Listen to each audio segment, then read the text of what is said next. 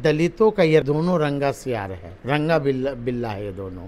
कौन दोनों सर? जीतनराम मांझी जी और चिराग जी। दुर्भाग्यपूर्ण है, ये लोग वोट लेते हैं दलित का, अब बात करते हैं सामंतवादी या पखंडवादी का। जिस तरह आयोग का गठन हुआ, बिहार के मुख्यमंत्री जब दलित महादलित जब कर दिए, अब सवाल यहाँ ये है कि जब हमारे समाज को बांट दिया तब फिर अनुसूचित जाति आयोग में जीतनराम मांझी जी के दुलरुआ दामाद देवेंद्र मांझी को नियुक्ति कैसे बिहार सरकार की, क्योंकि वो तो महादलित है। यहाँ भी घोटाला। चिराग के बहनोई कहते हैं कि चिराग इसलिए हमें बनाए कि मुझ में योग्यता है और कोई सब दलित में योग्यता नहीं है, सब दलित अनपढ़ है का। बिहार विधानसभा चुनाव से पहले नीतीश कुमार की तरफ से जो है 2-4 आयोग का गठन किया गया है, लेकिन सबसे ज़्यादा चर्चा का विषय जो है अनुसूचित जाति आयोग है, क्योंकि इसमें जो अध्यक्ष हैं वो है चिराग पासवान के बहनोई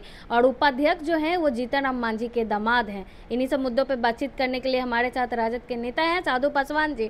कैसे देखते हैं इस आयोग के गठन को? सबसे पहले दोनों अध्यक्ष और उपाध्यक्ष को मेरे तरफ से बधाई और ढेर सारी शुभकामनाएं। और ये दोनों जिनका आप नाम लिए, चिराग पासवान जी का और जीतनराम मांझी जी का, उम्र में बड़े हैं जीतनराम मांझी जी, मैं उन्हें सम्मान करता हूँ, लेकिन दलितों का ये दोनों रंगा सियार है। कौन? रंगा बिल्ला है ये दोनों। कौन दोनों सर? जीतनराम मांझी जी और चिराग जी। रंगा सियार है ना ये दोनों, है ना। एक का बयान आता है कि संपन्न दलित आरक्षण छोड़ दो, चिराग जी का, और चिराग जी खुद देश के ऐसे दलित हैं जो सबसे ज़्यादा संपन्न हैं। आदरणीय जीतनराम मांझी जी का आता है कि मुझे आरक्षण नहीं चाहिए। तो फिर दोनों से मैं पूछना चाहता हूँ कि फिर आरक्षण के नाम पर आप चुनाव क्यों लड़ते हो? अब जनरल कोटा से सीट से आ जाओ। दोनों जो नेता है ये सबसे बड़ा पखंडवादी है, दलितों का भक्षक है ये दोनों।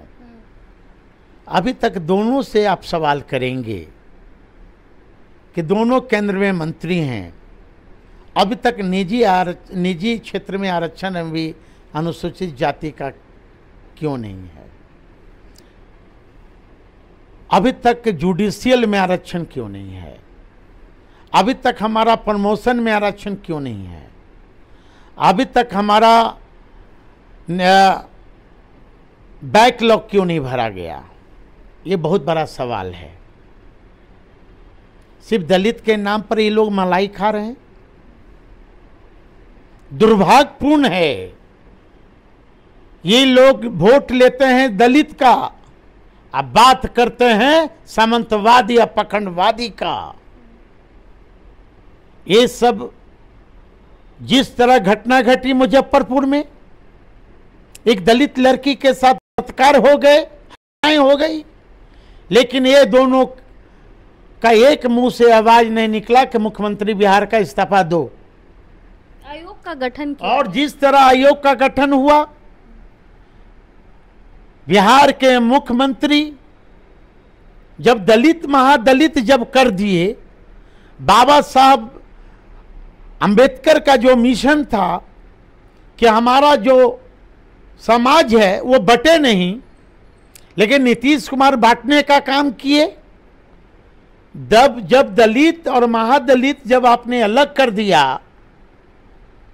और जब आयोग जबकि संवैधानिक नहीं है, संविधान में कहीं जिक्र नहीं है दलित और महादलित, लेकिन बिहार सरकार ने, नीतीश कुमार ने अपने कुछ क्षण लोभ के लिए उन्होंने समाज को बांटने का काम किया।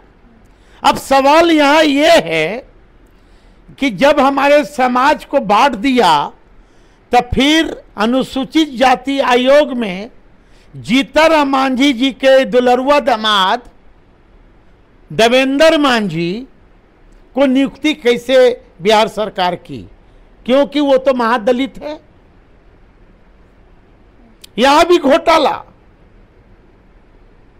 नीतीश कुमार जांच करावे कि सबसे ज्यादा शेड्यूल कास्ट के नाम पर विभिन्न जाति के लोग नौकरी कर रहे हैं, डॉक्टर में, इंजीनियर में। इसकी जांच की क्यों नहीं ये दोनों नेता मांग करते हैं। शेड्यूल कास्ट के नाम पर, मैं फिर से दोहरा रहा हूं, ऊंची जाति के लोग हो या पिछड़ा हो या कोई हो, अभी गलत सर्टिफिकेट देकर नौकरी कर रहे हैं, इसकी जांच होनी चाहिए। बिहार में सबसे ज्यादा, बिहार में। और नीतीश कुमार को तत्काल इस्तीफा देना ही चाहिए, और जीतनराम मांझी और चिराग दोनों इस्तीफा दे। ये दलित लड़की की जो हत्याएं हुई है, बलात्कार हुआ है, और मंगल पांडे जी को पर केस चलना चाहिए, SC/ST एक्ट की तहत हत्या का केस चलना चाहिए। अनुसूचित जाति का जो आयोग बनाया गया है, क्या लग रहा है इससे बिहार में जो लगातार दलितों पे अपराध हो रहे हैं कम होगा, कुछ एक्शन लिया जाएगा? पूछिए ना भाई, पूछिए ना। मैं तो जिस दिन ये दोनों महानुभाव चेयरमैन बने, उपाध्यक्ष बने, मैंने तो दोनों को कहा क्या बिहार सरकार से सवाल पूछो, जवाब पूछो कि हत्या कैसे हो रही है दलितों का। एक तो आपके सारू भाई हैं, नहीं सारू दिए, अरे बधाई क्यों नहीं देंगे भाई। मैं तो आपके चैनल के माध्यम से भी मैं बधाई दिया।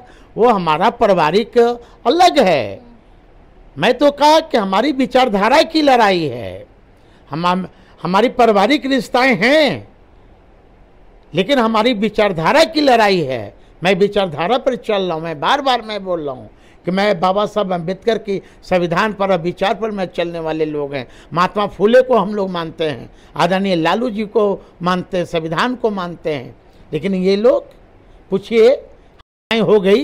लेकिन सवाल तो बिहार सरकार से भी है। नीतीश सरकार जो है लगातार परिवारवाद के खिलाफ रहते हैं, लेकिन इस आयोग का जो अध्यक्ष उपाध्यक्ष है वो भी तो परिवारवाद के ही हैं। पूछिए ना चौकीदार से, बड़ा बड़ा लंबा दाढ़ी बढ़ा के भाषण देते हैं, मन की बात बोलते हैं कि परिवारवाद।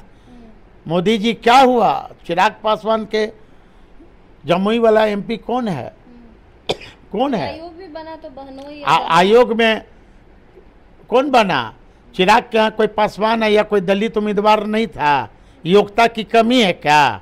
चुप कर झंडा उठाएगा। चिराग के बहनोई कहते हैं कि चिराग इसलिए हमें बनाए कि मुझ में योग्यता है, और कोई सब दलित में योग्यता नहीं है, सब दलित अनपढ़ है क्या?